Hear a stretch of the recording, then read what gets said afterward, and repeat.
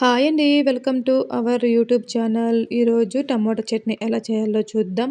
ముందుగా స్టవ్ వెలిగించి కడాయి పెట్టుకొని, కడాయిలో తగినంత ఆయిల్ ఏసుకోవాలి. ఆయిల్ కొంచెం హీట్ అయిన తర్వాత ఇందులో ఆవాలు, జీలకర్ర, శనగపప్పు అలాగే కరివేపాకు కూడా యాడ్ చేసుకోవాలి. అవి యాడ్ చేసుకున్న తర్వాత ఇందులోనే కొంచెం గార్లికు అలాగే మనం కట్ చేసుకున్న ఆనియన్స్ కూడా వేసుకోవాలి.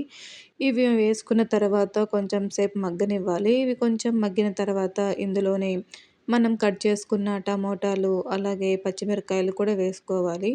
ఇవి వేసుకున్న తర్వాత ఒకసారిగా మిక్స్ చేసుకోవాలి. ఇవి కొంచెం మిక్స్ చేసుకున్న తర్వాత ఇందులో కొంచెం పసుపు కూడా యాడ్ చేసుకోవాలి.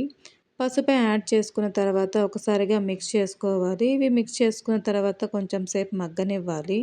ఇవి కొంచెం మగ్గిన తర్వాత ధనియాల పౌడర్ కూడా వేసుకోవాలి.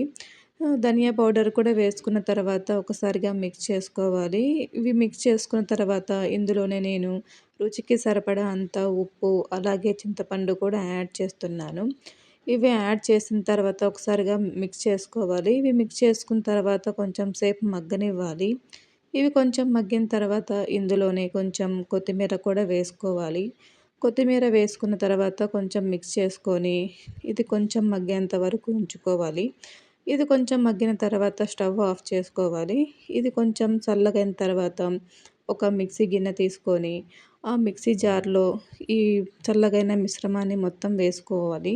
ఇది మిశ్రమాన్ని మొత్తం వేసుకున్న తర్వాత మిక్సీ పట్టుకోవాలి. మిక్సీ పట్టుకున్న పేస్ట్‌ని మొత్తం ఒక బౌల్‌లోకి తీసుకొని కొత్తిమీరతో గార్నిష్ చేసుకుంటే వేడి వేడిగా టమాటా చట్నీ రెడీ.